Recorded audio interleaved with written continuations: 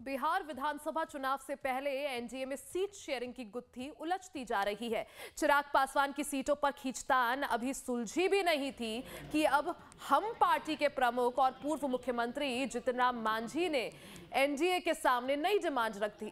मांझी ने अपनी बात कहने के लिए राष्ट्र कवि रामधारी सिंह दिनकर की कविता का सहारा लिया।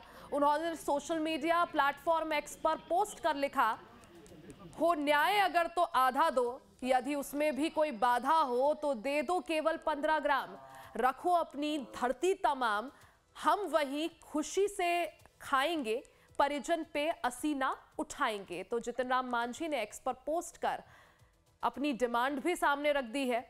मांझी ने अपने दल यानी हम पार्टी के लिए 15 सीटों की मांग की है। विधानसभा का सवाल है। हम लोगों ने मांग कर लिया है कि 10 साल हो गए हमारी पार्टी मान्यता प्राप्त नहीं हुई है। ये निबंधित पार्टी है। मान्यता प्राप्त होने की अर्हता प्राप्त हो जाए, इसके लायक हम लोगों को सीट मिले, टिकट मिले, ताकि हम मान्यता प्राप्त पार्टी हो जाए। इसकी चर्चा हम लोगों से करते हैं। कितना मिलेगा, कहाँ मिलेगा, इस पर अभी कोई तय नहीं हुआ है। धर्मेंद्र प्रधान जी जो प्रभारी बने हैं उनसे बात हमारी हुई है। और वहीं देखिए, चिराग पासवान अपनी पार्टी लोक जनशक्ति पार्टी रामविलास के लिए बड़ी डिमांड पर अड़े हुए हैं। सूत्रों के मुताबिक एनडीए ने लोक जनशक्ति पार्टी यानी लोकसभा सांसदों के क्षेत्र के हिसाब से सीटों का फॉर्मूला तय किया है। चिराग की पार्टी के पास 5 लोकसभा सीटें हैं। हर सीट के तहत 6 विधानसभा सीटें आती हैं और इस हिसाब से एलजेपीआर को लगभग 22 से 25 सीटें मिलती है।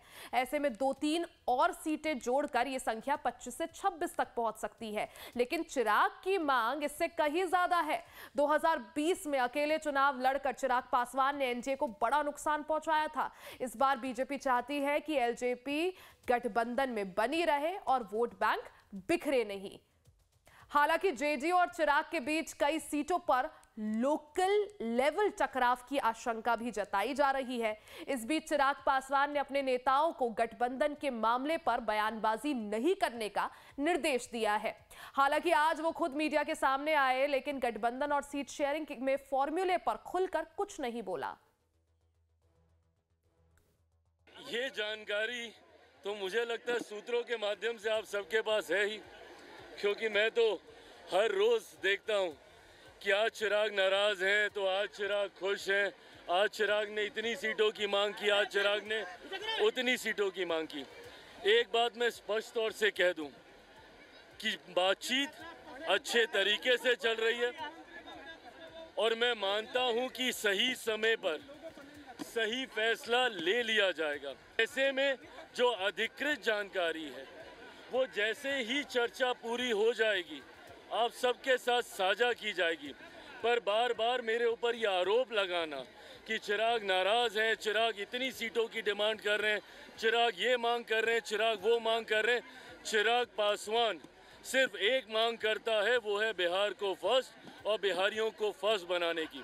चिराग की मांग ना किसी पद को लेकर है, ना किसी से नाराजगी को लेकर है, ना किसी की सीटों को लेकर है। बिहार को फर्स्ट बनाने के संकल्प के साथ निकला हूं, उसी लक्ष्य के साथ हम लोग इस चुनाव में जाएंगे।